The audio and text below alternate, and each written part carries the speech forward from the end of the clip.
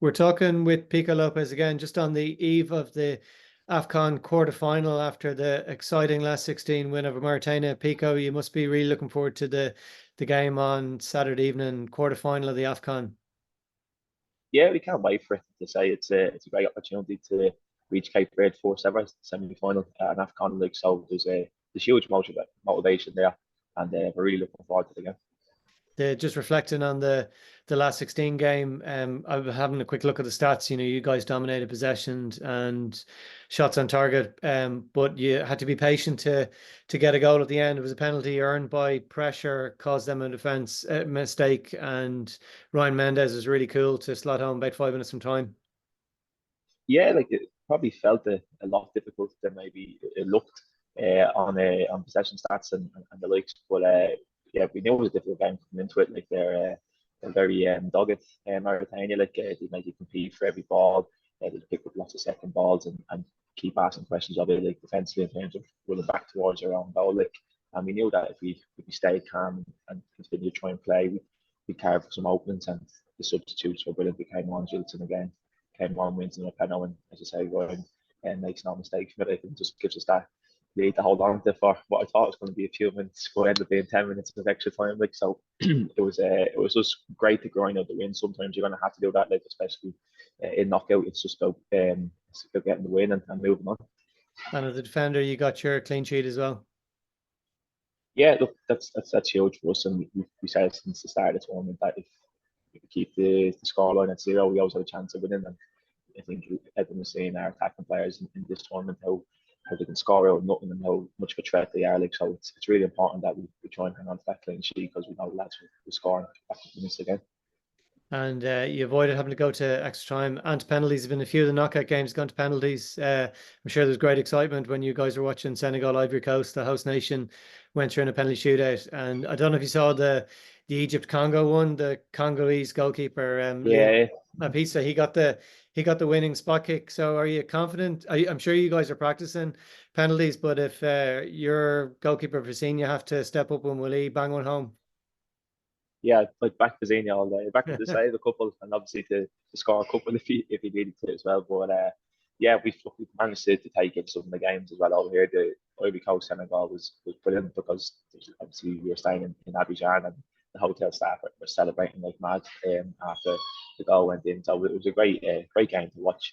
I'm hoping that we don't have to endure extra time or penalties. Hopefully we can get the job done in the 90 or 90 plus minutes. Like, but yeah, look, lads been practicing every day, like, so we'd be well prepared for any scenario. You guys are facing South Africa. They came through really good last 16 game against Morocco. There was more penalty drama in that game. Morocco had a late penalty to take it extra time, but Hakimi whacked it off the crossbar. What do you make of your opponents now that you're facing into South Africa on Saturday night?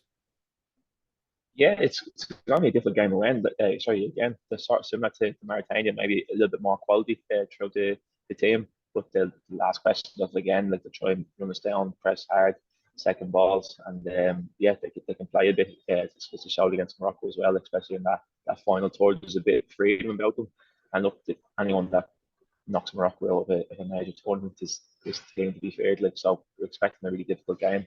We're in new surroundings out here in Yamoussoukro, so that'd be new to us. It seems to be a bit hotter out here. I didn't think it'd get hotter, but it's a bit hotter where we are.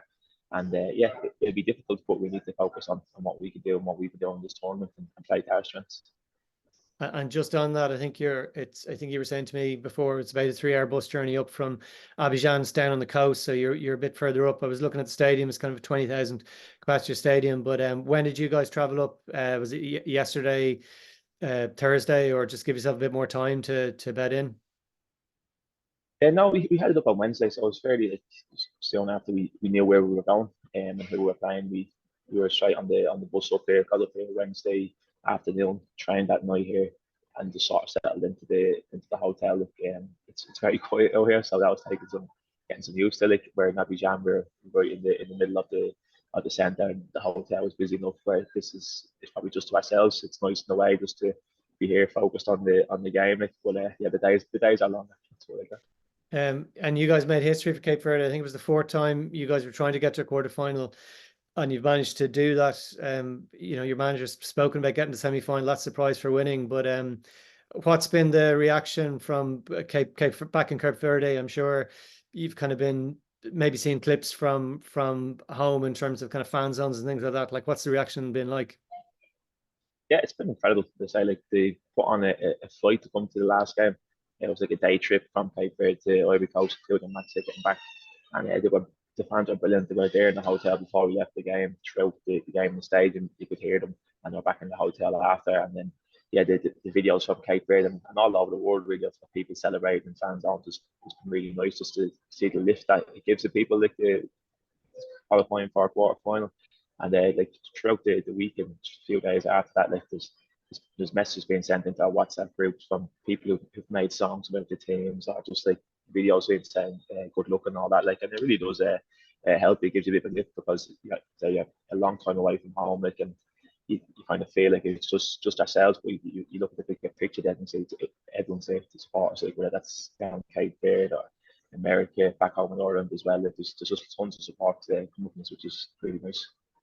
And if you get through on Saturday night, you will be a bit longer in Ivory Coast as well, because semi-final, and then either a final or a third place playoff. So that's the prize. If you can win on Saturday night, you're going to have another two games, and you're really making history. Not just for Cape Verde, but within the tournament, which has been quite an exciting tournament. There's been upsets, if I can say that, some dramatic games, lots of great goals. But you guys are definitely playing your part. Yeah, definitely. And it'll probably sound like a broken record at this stage, but we are just taking the one game at a time. We know what's on stake. If we win on Saturday and that's a semi final, that would be huge. So we've never reached a semi final before, like so.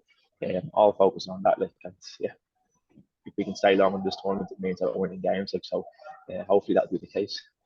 And from a Shamrock Rovers point of view, when you do come back, there'll be one less player who's been training with you guys last season. That Naj Razi has made the move over to Como. He's only 17-year-old. We Rovers fans would have seen him a little bit towards the end of last season, but he was obviously in training with you guys throughout the year. What has the potential for Naj, a player who's come right through? I think he was at the club since he was like 7 or 8, but his potential to go on. He's obviously moving on from the League of Ireland, but what can he do in the game?